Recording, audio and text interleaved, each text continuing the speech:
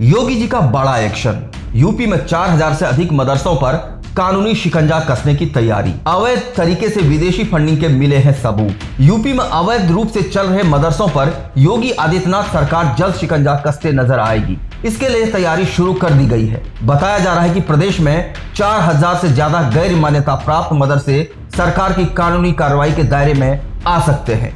इन मदरसों को विदेश से फंडिंग की बात सामने आई है। बाद में यहां पढ़ने वाले छात्रों को संदिग्ध गतिविधियों में लिप्त किया जाता है। मदरसा बोर्ड की परीक्षाओं के बाद योगी सरकार का बड़ा एक्शन देखने को मिल सकता है। योगी आदित्यनाथ सरकार ने पिछले वर्ष प्रदेश में गैर मान्यता प्राप्त मदरसों का सर्वे कराया था। इनमें मदरसों को लेकर तमाम बिंदुओं पर जानकारी एकत्र की गई थी, जिससे यहां पढ़ने वाले छात्र छात्राओं को आधुनिक शिक्षा से जोड़ने के साथ बेहतर सुविधाएं मुहैया कराए जाने तक। इसके साथ ही सर्वे में एक महत्वपूर्ण बिंदु मदरसों की आय के स्रोत के बारे में था। बताया जा रहा था कि सर्वे में 8441 मदरसे अवैध रूप से संचालित पाए गए। इनकी मान्यता नहीं ली गई थी। ऐसे मदरसों की बड़ी संख्या यूपी नेपाल बॉर्डर के करीब के जनपदों में मिली है।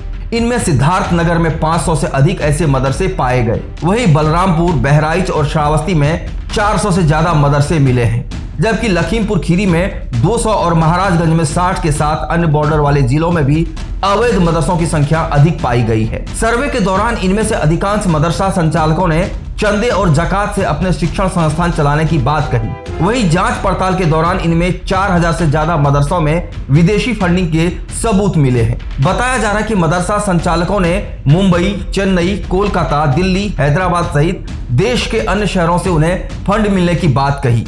हालांकि हकीकत में इन शहरों के जरिए सऊदी अरब व अन्य देशों से रुपए आने की बात का खुलासा हुआ है। जिम्मेदार अधिकारी खुलकर तो बात नहीं कर रहे हैं, लेकिन कहा जा रहा है कि विदेशों से फंडिंग में कई गड़बड़ी मिली है। इसके मकसद पर भी सवाल उठे हैं। सबसे ज्यादा फंडिंग दुबई से होने की बात कही जा रही है। इसके अलावा नेपाल और बांग्लादेश से भी पैसा इन मदरसों को पहुंचाने की बात सामने आई है। कई मदरसा संचालक इस चंदे से सही दस्तावेज भी मुहैया नहीं करा पाए हैं। अब अवैध तरीके से चंदा हासिल करने वाले मदरसे सरकार की कानूनी कार्रवाई के दायरे में आएंगे।